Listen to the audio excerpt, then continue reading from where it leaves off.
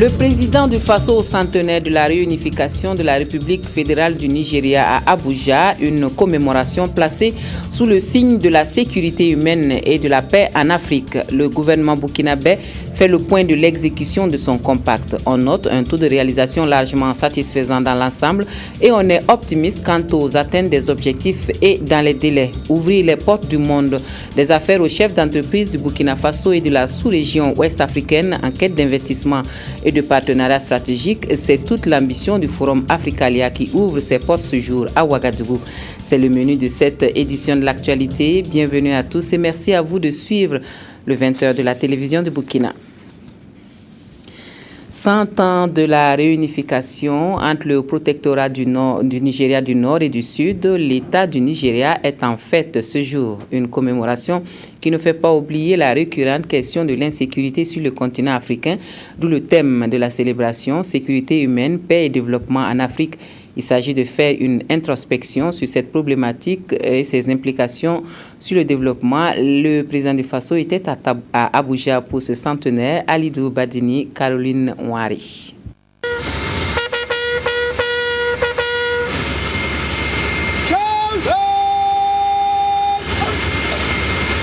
Ballet de personnalités de haut rang à l'aéroport international de Abuja au Nigeria. La raison, ce jour, l'État nigérien regarde 100 ans derrière lui.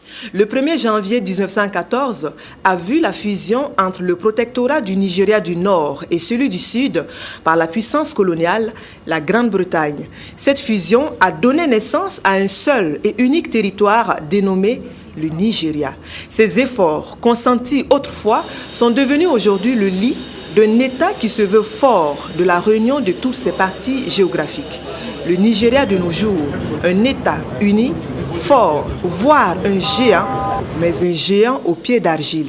Car oui, le Nigeria a mal à sa sécurité. 100 ans après la réunification, la question de l'insécurité n'aura jamais été aussi actuelle. Ignorant les frontières, elle passe ainsi pour être la chose la mieux partagée par tous les États africains sans exception, d'un point à l'autre du continent. Ainsi, comme un seul homme, les chefs d'État ont répondu présents à l'appel de cette célébration dont les maîtres mots sont la sécurité humaine, la paix et le développement en Afrique. Toute autre obligation étatique cessante, les voilà accourus des quatre coins du continent pour défendre la cause, la même, celle de faire un espace sûr pour leur population. Le Burkina, pour sa part, s'est engagé ces dernières années dans la construction d'un espace national de paix, de stabilité institutionnelle et de sécurité, garantissant les libertés. Aussi, des réformes économiques ont-elles été entreprises pour la libéralisation de l'économie et l'assainissement de la gestion des finances publiques. Par ailleurs, des politiques volontaristes ont été engagées en faveur de l'agriculture, des mines et de la sécurité humaine, avec pour résultat une croissance économique de 7% pour 2014 et une inflation bien contenue. Excellences, Mesdames et Messieurs, il est d'évidence que ces politiques, facteurs de sécurité humaine, de paix et de développement, sont les leviers de la stabilité politique dans notre pays. Mesdames et Messieurs, à l'heure où le peuple du Nigeria fait face à de violences terroristes inqualifiables, je tiens à traduire à cette nation amie toute la compassion du peuple burkinabé. C'est le lieu pour moi de formuler le vœu d'un Nigeria uni, fort et prospère, et d'une Afrique de l'Ouest plus intégrée et solidaire. Au-delà des professions de foi, l'heure commande plus que jamais l'action. Et voici le plan de bataille envisagé. Au-delà des dispositions sécuritaires, tactiques, je veux dire, sur le terrain, qui consistent en réalité à améliorer le dispositif de sécurité, à accroître la surveillance et à accroître aussi la capacité d'intervention de nos forces de défense et de sécurité. Au-delà de ces mesures traditionnelles de sécurité, je pense qu'il faut aborder le problème globalement. Il faut absolument donner des réponses aux attentes des populations, en particulier de sa partie jeune. Ce sont ces jeunes-là qui quelquefois, face au désespoir, peuvent se lancer dans des activités de rébellion ou de terrorisme. Alors la problématique est posée. Il nous faut absolument combiner nos efforts pour que très rapidement le développement et la création des emplois qui va avec soit le socle sur lequel nous pouvons bâtir une sécurité durable. Une présence qui n'est pas passée inaperçue à ce rendez-vous des responsables étatiques d'Afrique contre l'insécurité, c'est bien celle du président français. Pas de quoi étonner. La participation de François Hollande se veut la suite logique du sommet auquel il avait convié les chefs d'État africains sur la question au mois de décembre dernier à l'Élysée. De l'Hexagone au berceau de l'humanité, il faut croire que les ambitions ont maintenu le cap. C'est sur cette note de réengagement affirmée que les chefs d'État, dont celui du Burkina, ont repris le chemin du retour, laissant à l'État le plus peuplé d'Afrique le souvenir d'une célébration nationale devenue internationale. Nous revenons au Burkina Faso, donc, où Chantal Compaoré a reçu une récompense pour ses actions en faveur des couches les plus défavorisées et pour son soutien aux réfugiés maliens au Burkina Faso. La première dame du Faso a reçu cet après-midi une distinction de l'excellence pour la fraternité et la solidarité de l'International Club Olaf Palm, une ONG qui œuvre pour l'humanisme, la paix et le développement. Salinana.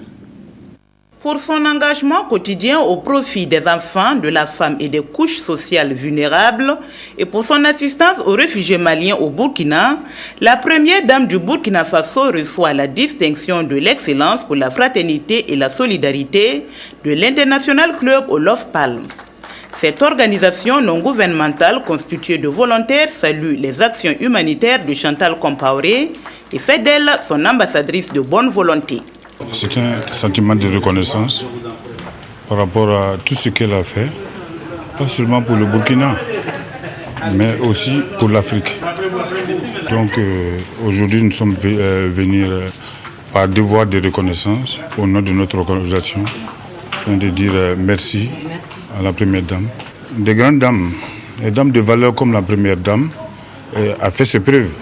C'est en raison de tout ce qu'elle a fait que nous avons demandé à ce qu'elle soit l'ambassadrice de l'International Club Olaf Palm pour l'humanisme, la paix et le développement. Chantal Compaoré fait partie de la génération des premières dames qui s'investissent pour l'épanouissement et le bien-être des populations. En s'appuyant sur sa fondation Souka créée en 1989, elle multiplie les initiatives pour offrir de meilleures conditions de vie et de santé à tous ceux qui en ont besoin. En acceptant cette distinction, je m'oblige à œuvrer davantage pour promouvoir les valeurs humaines de paix, de solidarité ainsi que de développement au niveau local et international. Je m'engage également à continuer de faire de la protection des couches vulnérables une préoccupation majeure, afin qu'elles ne soient jamais des exclus des politiques et stratégies de promotion sociale. La fraternité et la solidarité entre les peuples doivent demeurer des socles de toute construction nationale. L'International Club Olaf Palm œuvre pour l'humanisme, la paix et le développement. Il rend hommage à Feu Olaf Palm, chef du gouvernement suédois assassiné le 28 février 1986. En s'engageant à promouvoir les valeurs auxquelles l'ancien Premier ministre suédois était attaché, le club honore sa mémoire ainsi que toutes les personnes à qui l'organisme décerne une distinction. Nous jetons un coup d'œil à présent sur le carnet d'audience du chef du gouvernement pour poursuivre. Béon Luc Adoltiao a reçu hier en fin d'après-midi l'ambassadeur d'Égypte au Burkina Faso. Il a été question de l'état des relations bilatérales entre les deux pays et de la situation qui prévaut en Égypte. C'est ce qu'on retient en tout cas des propos du diplomate égyptien à l'issue de l'audience. Lazare Pouya. Nos discussions ont porté sur les relations bilatérales, les relations au plan international et la coopération. Sur le plan national, nos discussions ont porté essentiellement sur les questions nationales et nous voulions avoir une idée et l'opinion de la partie burkinabé sur ce qui prévaut au plan national. Et donc le Premier ministre nous a fait un briefing sur la situation. Les relations entre les deux pays sont excellentes. Donc nous avons passé en revue les accords déjà signés dans le domaine de la coopération, l'accord cadre. Le gouvernement burkinabé se dit plutôt satisfait de la mise en œuvre de son compact et il affiche un optimisme quant à l'atteinte totale de ses objectifs et dans les délais de 5 mois qui lui restent. Les principaux acteurs du programme étaient réunis autour du Premier ministre ce matin pour le point de l'exécution des différents travaux dans le cadre du compact. C'est Sylvestre Da. Membres du gouvernement, chefs de projet, dirigeants d'entreprises, tous les composantes intervenant dans la réalisation des projets prévus dans le cadre du Millennium Challenge Corporation au Burkina sont représentés à ce conseil de cabinet élargi. Le Premier ministre dirige la rencontre et tour à tour, chaque responsable fait le point sur le temps d'avancement des différents chantiers. À 5 mois de la fin du compact, on note que 90% des objectifs sont atteints, mais de nombreux goulots de d'étranglement subsistent. Il y a encore beaucoup à faire sur des points très critiques, pratiquement essentiellement au niveau donc, de la composante agriculture, parce qu'il y a un certain nombre de transformations institutionnelles à faire pour nous assurer de la pérennisation du projet, l'exploitation donc des terres au niveau donc du Sourou. Et ça demande beaucoup de choses. Il reste encore également aussi au niveau de la composante désenclavement. Certaines infrastructures ne sont pas achevées, notamment le bitumage de la route Sabou-Didir et celle de Banfora-Sendou et quelques pistes rurales. Pour faire face aux difficultés, surtout celles inhérentes au volet agriculture, le chef du gouvernement demande qu'il soit mis en place un comité restreint qui devra proposer des solutions concrètes dans les plus brefs délais. Quant aux entreprises, elles s'engagent à mettre tout en œuvre pour respecter les délais. Au sortir des échanges au MCA, on s'est dit optimiste. C'était un très gros, ambitieux compact, on doit dire, 481 millions de dollars dans 5 ans, avec certaines entreprises qui n'ont pas l'habitude. Ce n'était pas un petit défi, c'est un gros défi, mais on est presque là. Si on a une réunion comme aujourd'hui où tout le monde se dit que oui, on va mettre le paquet, on va arriver, moi j'ai beaucoup d'espoir. Et pour Luc Adolphe Thiao, atteindre les objectifs du compact est une question d'honneur pour le Burkina. Si nous n'honorons pas les engagements que nous avons signé avec le peuple américain, il est évident que nous ne pouvons pas espérer un second compact. Et comme nous ne pouvons pas prendre non plus le risque de compromettre cet investissement de plus de 400 milliards de francs CFA, parce que c'est une subvention, c'est un don gratuit du peuple américain, donc nous avons l'obligation d'assurer la pérennisation donc, de ce compact. Et nous allons travailler dans ce sens pour que cet objectif soit atteint. Et ce matin, l'ensemble des acteurs, je pense, en sont très conscient. Des cadres de concertation d'urgence seront réguliers jusqu'à la fin du compact, a dit le Premier ministre. Il promet également faire des visites de terrain pour s'assurer que de part et d'autre, les engagements sont respectés. Au chapitre point de presse du gouvernement de ce journal, bilan, acquis, difficultés et perspectives du ministère de la promotion de la femme et du genre. Voilà l'exercice auquel Nestorine Sangaré s'est soumise et qui a résumé les actions de son département en moins d'une heure. Les échanges avec les journalistes étaient largement dominés par l'organisation du 8 mars 2014 à Banfora. Adjima David Tombiano a suivi la rencontre pour nous. La promotion économique des femmes est au cœur des préoccupations du ministère de la promotion de la femme et du genre. Après avoir été abordé l'année dernière sous l'angle de l'autonomisation économique des femmes, le sujet revient encore cette année dans le cadre du 8 mars avec comme thème la problématique du financement des activités économiques des femmes. Depuis toujours, on fait les réflexions sur les problèmes sociaux des femmes. Mais la plupart des problèmes sociaux des femmes sont liés à la pauvreté. Au niveau économique, les femmes sont encore très majoritaires à être touchées par le phénomène de la pauvreté. Nous en faisons maintenant notre domaine d'action prioritaire. À Banfora, les femmes auront à échanger avec les acteurs de la chaîne de financement, les banquiers et les promoteurs de systèmes financiers décentralisés. Elles pourront soumettre directement leurs préoccupations au chef de l'État dans le cadre du Forum national des femmes. Nestorine Sangaré appelle tous ceux qui seront au Forum national des femmes à s'habiller en Danfani en achetant un produit confectionné pour la plupart par les femmes. Ça va permettre de créer des revenus pour les femmes qui sont dans le domaine du tissage et des revenus pour les hommes et les femmes qui sont dans la couture. Donc venez en face au Danfani Dans le but de relever la qualité de la production des femmes, le ministère de la Promotion de la Femme et du Genre nourrit également le projet d'ériger un centre de valorisation des métiers traditionnels des femmes. L'ambition de Nestorine Sangaré, c'est d'être plus proche des femmes et de leur structure à la base pour mieux les organiser et les accompagner avec beaucoup plus d'efficacité. Nous allons structurer depuis la base. Toutes les dolotières ont une fédération. Elles ont une sous-coordination au sein de la coordination à tous les niveaux. Toutes les tisseuses, toutes les coiffeuses, toutes les restauratrices, leurs problèmes peuvent être portés depuis le niveau villageois jusqu'au niveau national. Et cette structuration va accompagner justement la valorisation des métiers. Au niveau national, le ministère veille aux intérêts de la femme à travers entre autres le suivi de la mise en œuvre de l'opération 100 000 charrues pour s'assurer que 50% des équipements produits sont mis à la disposition des femmes. La mise en œuvre de la composante 4 du programme spécial de création d'emplois pour les jeunes et les femmes est suivie avec la même attention. Outre le suivi des politiques du gouvernement en faveur des femmes, le ministère s'investit dans des actions de protection. Des sensibilisations sont faites sur la question des violences faites aux femmes.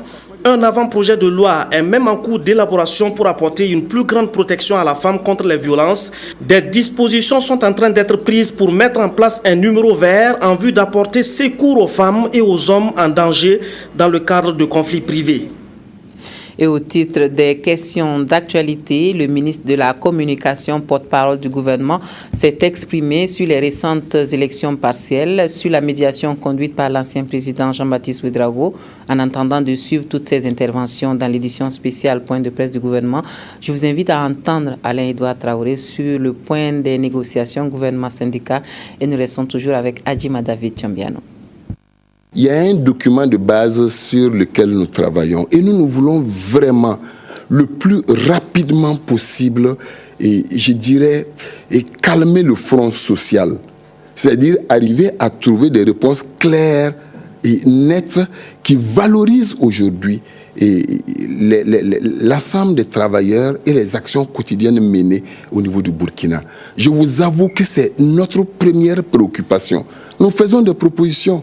Le ministre de la Fonction publique, du Travail et de la Sécurité sociale a cela comme principal dossier aujourd'hui. J'ai lu naturellement le communiqué des syndicats et je les appelle encore à rester aux négociations parce que au niveau du gouvernement, tout est mis en œuvre aujourd'hui pour offrir les solutions. Mais vous savez, nos contraintes sont aussi parfois budgétaires. Il y a parfois des incompréhensions sur la nomenclature. Ils ont fait de nouvelles propositions que le ministre est en train de vouloir intégrer en concertation avec d'autres départements ministériels, etc. Et nous pensons qu'au rythme où les choses vont, chaque jour, chaque semaine, nous-mêmes nous espérons que ce serait la semaine de l'accord qui sera conclu. Voilà un peu ce qui se passe et j'ai redit toute la bonne foi du gouvernement, tout son engagement, et c'est un souci pour nous tant qu'on ne sera pas parvenu à un accord. Voilà un moment très attendu dans les collectivités territoriales. L'État vient de procéder au transfert des ressources financières pour le compte de l'année 2014. Ce sont au total 5 départements qui mettent à la disposition des municipalités une somme qui s'élève à plus de 28 milliards de francs CFA et des dotations diverses. Les arrêtés interministériels de transfert de ces ressources ont été signés ce matin. C'est Sylvestre Da. Ces signatures des membres du gouvernement consacrent officiellement le transfert de plus de 28,9 milliards de francs CFA aux collectivités territoriales pour l'année 2014. Il s'agit d'une assistance financière de l'État pour accompagner les communes dans la mise en œuvre des compétences qui leur sont transférées. Cette assistance est annuelle et pour cette année, on observe un accroissement du montant de 21% par rapport à 2013. Quand on ajoute les autres types d'appui, parce qu'il n'y a pas que les ressources transférées, il y a aussi les dotations qu'on donne aux collectivités territoriales, il y a aussi une part de la taxe sur les produits pétroliers qu'on leur transfère. Quand on met tout ça ensemble, c'est pas moins de 69 milliards qui sont transférés annuellement aux collectivités territoriales. Ça fait à peu près 5,6% du budget de l'État. C'est pour vous dire que le gouvernement reste véritablement engagé à soutenir ces collectivités pour qu'elles puissent véritablement jouer leur rôle en appui, en accompagnement de ce que le gouvernement doit faire. C'est depuis 2009 que l'État procède au transfert des ressources et les domaines concernés étaient jusqu'à présent l'enseignement primaire, la santé et l'approvisionnement en eau potable et assainissement. Pour 2014, la culture et le tourisme ainsi que le sport s'ajoutent à la liste. Certes, ça reste en deçà des attentes des populations et des conseils municipaux et régionaux, mais il faut dire que la progressivité que nous avons adoptée nous oblige à procéder ainsi. Il va sans dire donc qu'il appartient aux collectivités territoriales d'utiliser à bon escient et de manière à prioriser les investissements. Pour ce qui concerne le transfert aux collectivités territoriales des moyens et des ressources nécessaires à l'exercice normal des compétences à eux transférées, ce sont au total plus de 69 milliards de francs CFA qui ont été mis à leur disposition entre 2009 et 2013.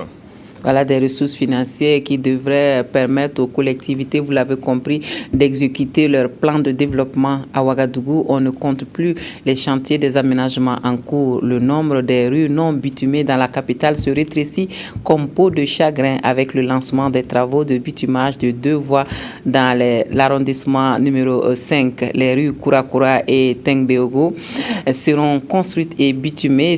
Et à cela, il faut ajouter le revêtement de la rue Saba. Godefroy Bazier. Dans 11 mois, rouler sur la rue Kourakura qui longe le mur de l'aéroport et qui débouche à la ZAD et sur la rue Tengbeogo qui la prolonge vers le CIAO ne relèvera plus du parcours du combattant. Les travaux d'aménagement et de bitumage de ces voies situées dans l'arrondissement 5 de Ouagadougou ont été lancés dans une ambiance de fête. La réalisation de ces infrastructures participe à l'amélioration des voiries de la capitale et est bien accueillie par les autorités municipales qui s'impliquent dans la sensibilisation des populations riveraines. Et nous avons un rôle d'implication dans ce projet, étant entendu qu'il y a un certain nombre d'actions, d'information, de sensibilisation des riverains, des usagers, auxquels en tout cas nous devons nous y atteler. Et avec les élus locaux, avec les maires, nous avons déjà entamé ce travail. Après le premier lancement qui s'est tenu il y a un peu plus de 10 jours, et nous allons poursuivre dans ce sens-là. L'aménagement et le bitumage de ces rues parachèvent la réalisation des voies parallèles à Babangida et contribuent de manière significative au développement de la voirie de Ouagadougou. De même, le revêtement de la rue Sahaba-Bogodogo donne à la capitale une nouvelle voie d'accès après celle de la départementale en construction actuellement. Ces projets sont importants en ce sens que il faut de plus en plus moderniser nos voies pour améliorer le trafic, rendre le trafic plus fluide, mais aussi plus confortable. Un trafic plus sécurisé pour la circulation des personnes et des biens. C'est vraiment des travaux qui sont importants sur le plan économique, mais aussi pour le plan de la sécurité des personnes et des biens. Un appel à la patience et à la compréhension a été lancé aux populations riveraines et aux usagers de la circulation pour que les travaux soient menés dans les délais et dans les règles de l'art. Économie à présent, le tour du monde en 48 heures en rencontrant en un seul endroit une masse critique d'entreprises des 4 coins du monde. C'est ce que propose Africalia aux chefs d'entreprise du Burkina Faso et de la sous-région ouest africaine à Ouagadougou. Plus de 400 entreprises et 4000 rendez-vous d'affaires à travers les B2B avec une mention spéciale pour les 2 projets phares du Burkina Faso que sont Bagrépol et la maîtrise d'ouvrage de l'aéroport de Doncin. C'est ce qu'annonce Africalia 2014 qui a ouvert ses portes ce matin en présence du chef du gouvernement burkinabé Frédéric Etienne Bassenga. Africalia 3e édition a démarré sous de bons auspices. Sur 400 entreprises attendues, 448 venues de tous les continents ont honoré de leur présence cette édition 2014. Plateforme d'affaires qui s'est donnée pour mission d'être un maillon fort dans l'éclosion du tissu économique africain, Africalia sera durant 3 jours le catalyseur de la naissance de nouveaux partenariats multiformes entre de nombreuses entreprises. Ce salon B2B que nous avons initié et qui vise à mettre en contact, en communion, en relation d'affaires des entrepreneurs, des entreprises éparpillées à travers le monde a véritablement pris. Lorsque nous regardons la participation, la France est venue avec plus de 90 personnes, la Tunisie plus de 70 personnes, la Côte d'Ivoire toute la quarantaine. Ça veut dire que ce salon donc répond effectivement aux objectifs pour lesquels elle a été créée. Mais c'est pour nous aussi une fierté parce que ça veut dire que le Burkina inspire confiance à l'extérieur. Et il est important que nous puissions maintenir donc cette image parce que vu notre position géographique, nous pouvons devenir une véritable plateforme qui permettrait à des investisseurs qui peuvent se baser au Burkina Faso et se déployer dans la sous-région. Et c'est l'objectif que nous visons de plus en plus. Cette année, en plus des pays francophones qui sont présents depuis la première édition, les pays anglophones de l'Afrique de l'Ouest sont également de la partie. Une donne qui satisfait les premiers responsables d'Africalia qui veulent que toutes les expériences africaines en termes d'entreprise et qui se sont retrouvées à Ouagadougou puissent profiter aux entreprises burkinabées. Au niveau de notre sous-région, nous avons réussi à attirer l'attention du Ghana et du Nigeria pour qu'ils comprennent que ce n'est pas seulement l'affaire des francophones, c'est l'affaire de toute notre union. Comme je vous ai dit, l'UMOA c'est 80 millions de consommateurs, mais la CEDEAO c'est plus de 300 millions de consommateurs. Donc pour les investisseurs c'est extrêmement important. Il y a aussi la présence pour la première fois de l'Afrique du Sud, des deux Congos. Vous avez la RD Congo et le Congo Brazzaville. Et le troisième forum, c'est celui de la maturité. Et nous sommes fiers de voir qu'on a pratiquement triplé le nombre de participants par rapport au premier forum de 2010. Dès aujourd'hui, les B2B entre entreprises vont démarrer. Les entreprises auront également droit à des ateliers sur les opportunités du futur aéroport de Donsin et sur le potentiel de Bagré en matière d'affaires. Africalia 2014, ça sera aussi les déjeuners et les soirées gala qui serviront à nouer de nouvelles relations d'affaires. Et quel regard faut-il porter sur le 3e Forum ouest-africain de développement des entreprises? Quelles sont les opportunités offertes? Quelles sont les attentes des entreprises qui se sont inscrites à ce cadre de rencontre et d'échange? Autant de questions que Drissa Séré a posées à quelques participants à l'issue de la cérémonie d'ouverture. Voici leurs réactions. Ce qu'il faut souhaiter, c'est que de véritables relations d'affaires se nouent, que les relations d'affaires et les B2B qui vont s'organiser soient véritablement très productifs. Et nous invitons en tout cas les entreprises, les entrepreneurs à être collés vraiment à la programmation que nous allons faire. Nous souhaitons en retour que les Burkinabés puissent saisir cette opportunité pour vendre davantage le savoir-faire du Burkina, surtout que nous avions des filières qui sont porteuses. Vous savez, dans le domaine de l'agriculture, nous avons aujourd'hui un bon positif que nous avons fait au niveau de la production. Comment transformer cela? Comment trouver des marchés? Je pense que c'est une opportunité aujourd'hui ici. Et si on peut installer des manufactures, des industries nouvelles en partenariat des PME, c'est l'occasion aussi de pouvoir vraiment nouer des relations à ce niveau. Voilà notre souhait pour que le secteur économique et surtout le secteur privé soit dynamique, créateur d'emplois et aussi de valeur ajoutée. Alors, pour nous, Africalia est une opportunité de découvrir les produits africains qu'on importe déjà au Canada, mais on aimerait s'implanter ici pour pouvoir acheter dans notre domaine le coton burkinabé, qui est d'une excellente qualité. Jusqu'à maintenant, l'expérience est fabuleuse. J'ai rencontré plein de gens, c'est super bien organisé. Alors oui, je suis très contente jusqu'à maintenant, même si c'est la première journée.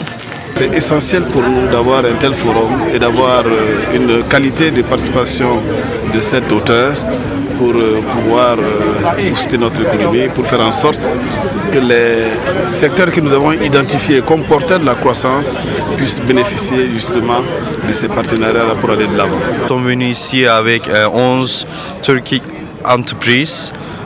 C'est la première fois pour nous, Burkina Faso, mais cet événement, 3e événement Africalia, c'est trop joli. Il y a beaucoup d'entreprises depuis du monde, Asie, Europe, Afrique.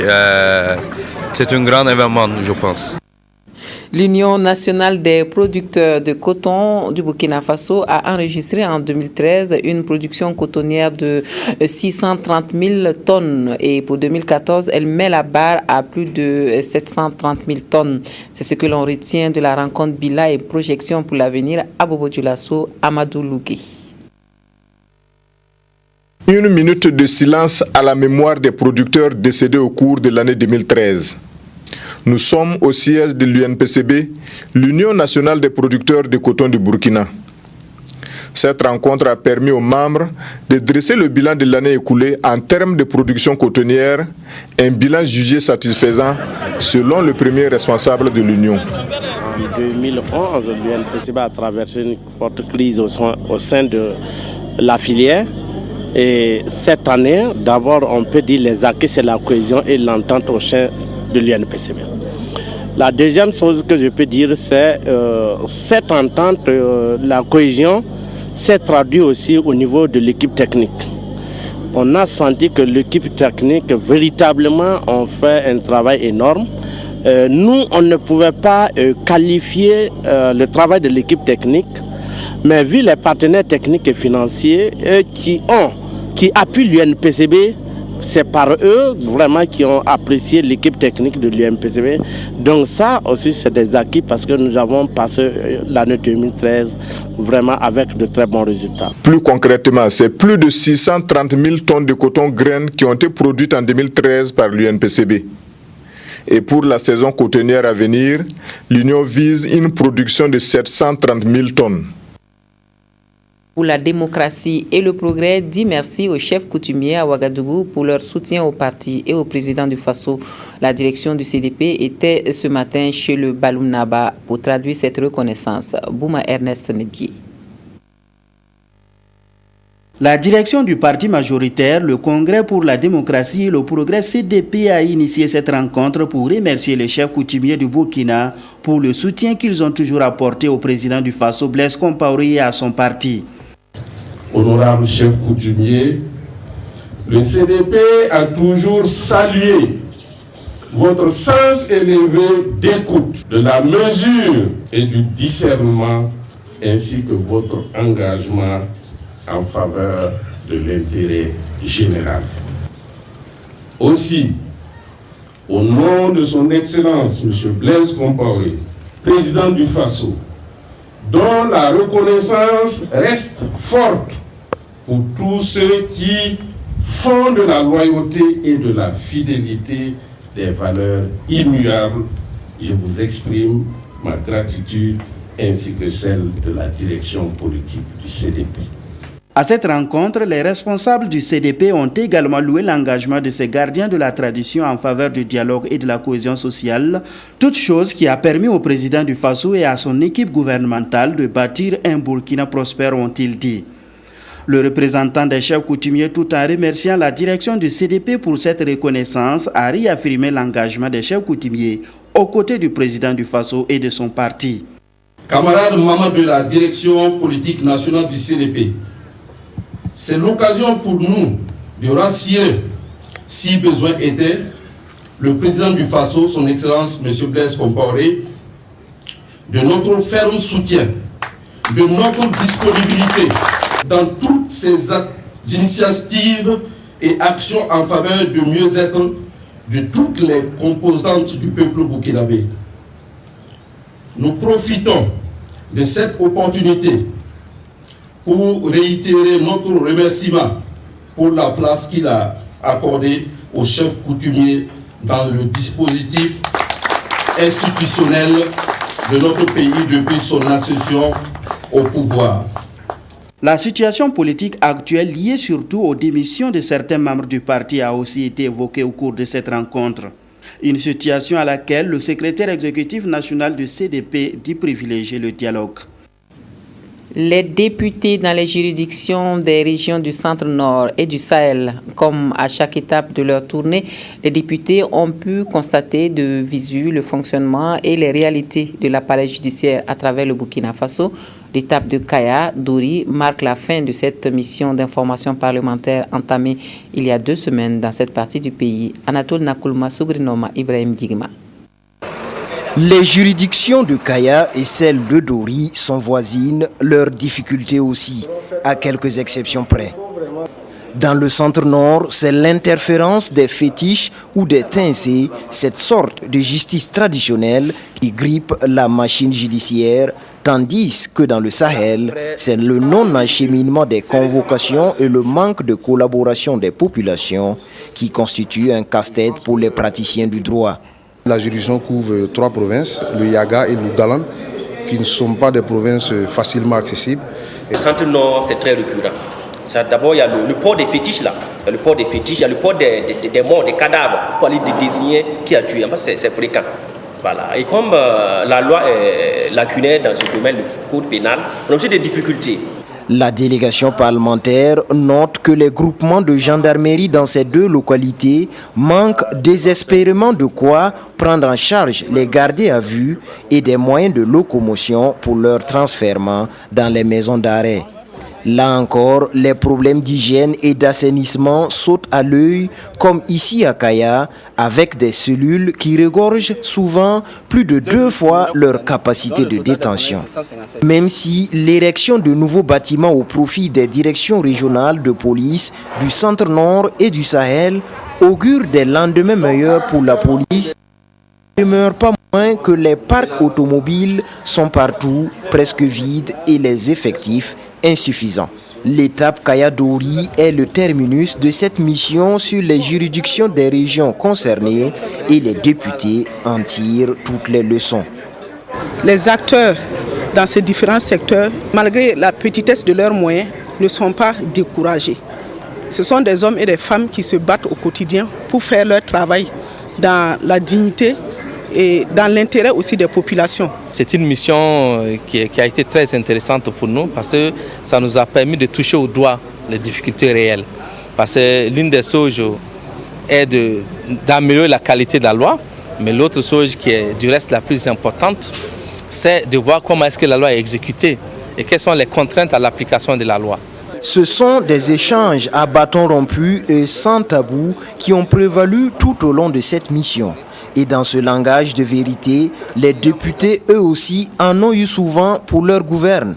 Les praticiens du droit l'ont dit, certains des élus s'illustreraient dans l'ingérence ou l'intervention dans l'exécution des décisions de justice. Et ça aussi, c'est une autre équation à résoudre. Le pouvoir en cassation, la recevabilité et le droit social, les premiers présidents et procureurs des cours d'appel et les avocats en parlent à Ouagadougou. Il s'agit d'échanger autour de ces questions juridiques communes en vue d'une plus grande performance dans les juridictions. Touboum Evelyne Dabiri. Le pourvoi en cassation est le dernier recours auquel un plaignant a droit lorsqu'il n'a pas eu satisfaction au niveau des juridictions inférieures. Et ce sont les difficultés liées à la procédure du pourvoi et le nombre élevé de requêtes déclarées irrécevables, soit 1/3 des dossiers reçus, qui ont été à la base de ce séminaire. Des dossiers déclarés irrécevables pour vice de forme et qui portent préjudice aux plaignants. Dès lors qu'un pourvoi est déclaré irrecevable, ça empêche la juridiction de se pencher sur le fond même de l'affaire. Et ça porte préjudice forcément aux parties qui nous ont saisis et qui voient leur affaire non examinée sur le fond du dossier, alors que c'est vraiment le dernier recours. Et c'est pour réparer cet tort que la Cour de cassation, initiatrice du séminaire, veut permettre aux 3 chambres civiles, sociales et commerciales d'échanger sur les questions du pourvoi en cassation et du droit social, second thème de ce séminaire. Dans notre pays, au moment des ajustements structurels par la Banque mondiale, dans les années 90, il y a eu beaucoup de déflatés, il y a eu beaucoup de licenciements, il y a eu beaucoup de fermetures d'entreprises. Donc, il y a une jurisprudence sur le droit du licenciement, sur les procédures collectives, c'est-à-dire les fermetures d'entreprises qui ont beaucoup évolué. Mais après ça, il y a eu le code du travail qui a été fait, qui a été modifié. Et autour de ces modifications, autour de cette jurisprudence, il est bon de faire un point. Ce 26 février, les séminaristes qui sont les magistrats, les avocats, les premiers présidents et procureurs généraux des cours d'appel se pencheront sur la question de la recevabilité lors du pourvoi en cassation. Puis les 27 et 28, le séminaire va se déporter à Kombisiri pour aborder le second thème qui est le droit social. Le cadre sectoriel du dialogue a permis au département de la promotion de la femme et du genre de répondre aux besoins des femmes burkinabè à travers différentes actions de soutien et d'aide. À Ouagadougou, on passe en revue ce cadre de dialogue pour la suite des actions d'ici à 2017. Eleonore Ouedraogo Yerbanga. dotation de groupements et associations féminines en équipement technologique, financement de projets de plus de 20 femmes sont entre autres les acquis engrangés par le ministère de la promotion de la femme et du genre par le biais du cadre stratégique de dialogue dans son volet genre et promotion de la femme. À ces résultats peuvent s'ajouter l'adoption en Conseil des ministres du programme Une femme, un acte de naissance et bien d'autres activités qui seront examinées au cours de la présente revue annuelle du cadre stratégique de dialogue. Ce cadre permet de faire le point de tout ce qui est fait par les départements ministériels et par les institutions de l'État et les organisations de la société civile dans le domaine de la promotion de la femme et du genre sur toute l'étendue du territoire. Également, les agents du ministère de la promotion de la femme et du genre ainsi que leurs partenaires vont définir les axes prioritaires pour la période 2014-2017. Les femmes sont représentées dans le groupe cible de tous les départements. Mais nous n'avons pas pu nous doter jusque-là d'un bon système de suivi et évaluation de l'ensemble des politiques publiques et des projets gouvernementaux pour rendre compte au fur et à mesure des résultats qui sont engrangés. Donc nous mettons l'accent pour 2014 sur l'élaboration d'un dispositif de suivi et évaluation.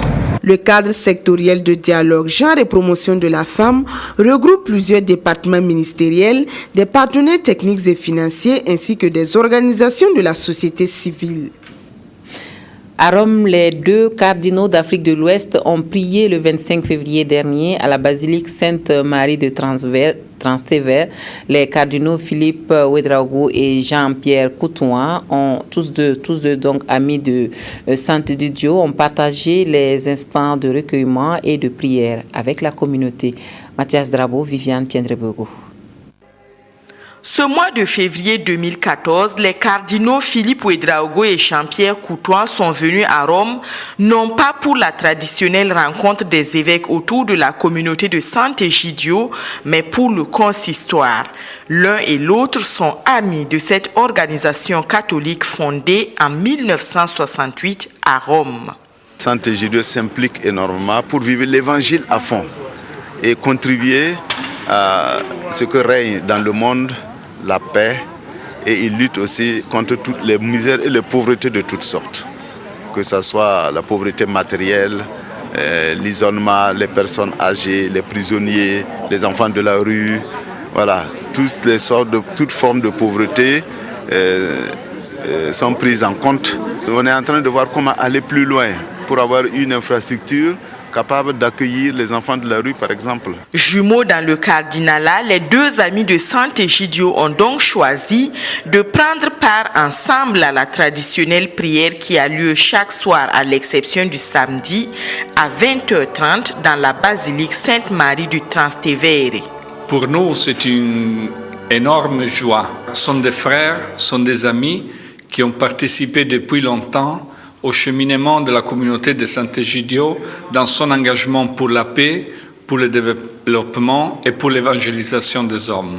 Nous avons senti tout le soutien de l'archevêque Philippe Ouedraogo à notre travail, mais aussi nous avons compris avec lui, à travers lui, l'importance du dialogue interreligieux. Et Sant'Egidio et l'archevêque sont beaucoup engagés dans ce cheminement de dialogue. L'histoire retient que cette église est certainement la première dédiée à la Vierge Marie. Sa construction, qui a débuté en 217, s'est achevée en 352. Sa dernière grande restauration date de 1870. Et après plusieurs jours à Rome, son éminence, le cardinal Philippe Ouedraogo, est arrivé en fin d'après-midi à Ouagadougou. C'est le 22 février dernier donc que le pape François a créé le cardinal de Ouagadougou ainsi que 18 autres élus de l'église catholique. À l'aéroport de Ouagadougou, tout comme à la cathédrale, c'est une foule nombreuse qui est venue accueillir le nouveau cardinal qui fait la fierté de tout le peuple burkinabé, Peggy Ouedraogo. Le nonce apostolique, des évêques venus de tout le pays, des religieux mais aussi des autorités politiques, administratives, militaires et paramilitaires, tous sur le tarmac de l'aéroport de Ouagadougou. La personnalité attendue n'est autre que le tout nouveau cardinal, son éminence Philippe Ouédraogo. C'est le 22 février dernier que l'évêque métropolitain de l'archidiocèse de Ouagadougou était créé cardinal à Rome par le pape François.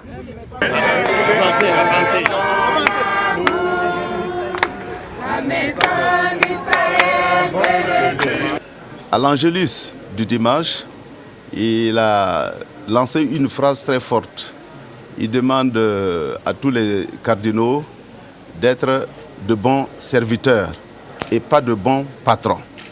C'est un message très fort pour les cardinaux, pour tous ceux qui servent le peuple de Dieu et tous ceux qui servent la société tout court. Voilà, c'est dans ce sens que nous allons essayer d'être des collaborateurs fidèles du Saint-Père, lui apporter ce que nous pouvons lui apporter dans sa mission au service de l'Église universelle. Je tiens à remercier tout ce beau monde qui est là, les membres du gouvernement, le nonce, les évêques, tout le peuple de Dieu ici représenté. C'est formidable. L'Église est une famille. Le Burkina Faso est une famille. Je rends grâce au Seigneur et je remercie les uns et les autres. C'est une foule des grands jours qui a tenu à souhaiter la bienvenue au cardinal Philippe Ouédraogo.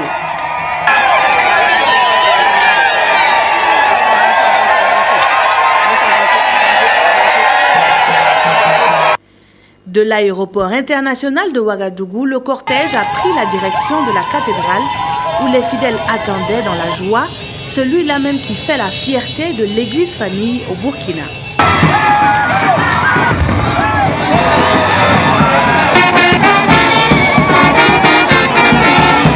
Une messe d'action de grâce célébrée par le cardinal est prévue ce dimanche 2 mars au sanctuaire marial de Yagma. Et puis un mot de santé. Au Burkina Faso, les acteurs du domaine mènent la réflexion autour de l'intégration de la médecine traditionnelle dans le système de la santé. L'Organisation mondiale de la santé et l'Agence canadienne de développement sont à la base de cette action qui donne l'occasion de passer en revue les progrès réalisés dans le secteur. Massing Zongo. Malgré de nombreux efforts déployés pour venir à bout du paludisme, celui-ci demeure un problème de santé publique. C'est ainsi que la tendance est l'implication effective et rationnelle de la médecine traditionnelle dans la prévention et la lutte contre la maladie. Afin de potentialiser les atouts de cette médecine africaine, l'Organisation mondiale de la santé, OMS, et l'Agence canadienne de développement international, ACDI, ont conjugué leurs efforts pour le renforcement du système. C'est pour donc permettre à ces praticiens de relever le défi que cette rencontre de Ouagadougou a été initiée. Cela fait déjà une bonne quinzaine d'années que l'OMS essaye de promouvoir la médecine traditionnelle et de promouvoir sa contribution dans le développement des systèmes de santé dans les pays. Et c'est dans ce cadre qu'avec l'appui du gouvernement canadien, depuis 2002, il y a un projet qui est en cours pour essayer de renforcer la contribution de la médecine traditionnelle dans la lutte contre le paludisme.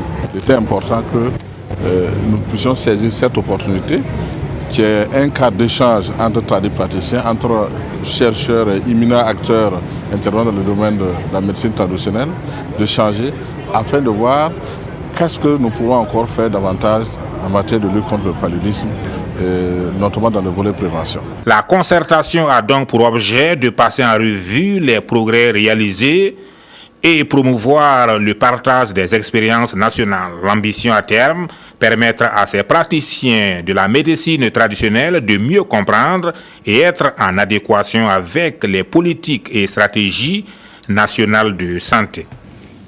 Les réfugiés maliens du camp de Sanio-Niogo reçoivent une aide alimentaire, fruit d'une journée de solidarité organisée en juin dernier au profit de l'ensemble des réfugiés maliens au Burkina Faso. Ceux de Goudobo, Mentao et Bobo-Dioulasso auront leur part, mais en attendant, c'est le soulagement pour tous à Sanio-Niogo.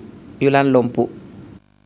La collecte de fonds initiée lors de la journée de solidarité organisée le 27 juin 2013 en faveur des réfugiés maliens vivant au Burkina par le ministère des Affaires étrangères et de la coopération régionale en partenariat avec l'association Solidarité internationale pour le Mali a permis de totaliser plus de 13 millions de francs CFA et des dons en nature.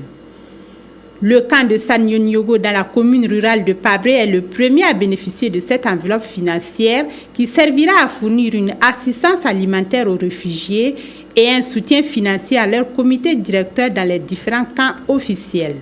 D'une valeur de 1 850 000 francs CFA, ce don est essentiellement composé de t-shirts, de voiles et de 7 tonnes de petits milles. Notre vie meilleure, c'est le petit mille. On fait beaucoup de dons, beaucoup de choses, beaucoup de nourriture, 3 ou 5 nourritures. Donc on l'apprécie très bien, c'est venu à un bon moment. Je souhaite à ce que les communautés internationales et les pays d'accueil nous cherchent à retrouver la paix dans notre pays définitif pour qu'on puisse rentrer. À travers les gestes que nous faisons, nous voulons leur témoigner notre fraternité et notre solidarité. Une partie de ces collectes ira également aux populations locales. Pour les populations autochtones, ce n'est pas toujours évident d'accueillir une communauté qui, du jour au lendemain, se retrouve vivant dans le même espace que vous. Donc nous devons également penser à ces populations qui ont fait montre de solidarité. Ces pas de danse sont la preuve que les deux peuples vivent en symbiose et que les réfugiés maliens sont bien intégrés dans cette commune. Et un plaidoyer est en train d'être mené afin de leur permettre de mener des activités génératrices de revenus en attendant leur retour au Mali. On peut vivre au bord de l'eau et souffrir de soif. C'est la triste réalité pour les populations de Tankorogo qui sont à 2 pas du barrage de Bagré.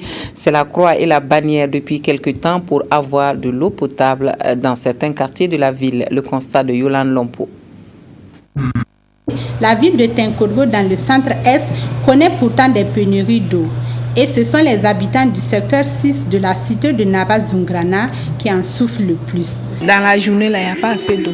C'est dans les fontaines là même on trouve de l'eau. Ils amènent les factures seulement quand on veut parler, ils ne nous disent rien. On ne sait pas ce qui se passe. Dans beaucoup de familles, ils ont demandé à l'ONEA d'enlever les compteurs. Il y a beaucoup qui ont déjà enlevé leurs compteurs. Depuis 2 jours, ils vont faire semblant d'amener l'eau en tout cas. Souvent, bon, ça vient et ça repart. Sincèrement, on n'est pas sûr que ça va rester. On n'est pas loin de bas, c'est ça le problème, on ne comprend pas pourquoi.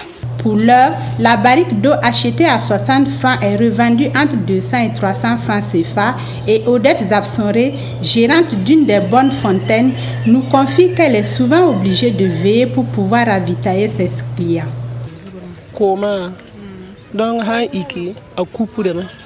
Lorsqu'il y a coupure d'eau, je suis obligée de revenir entre 1h et 2h du matin pour ravitailler mes clients.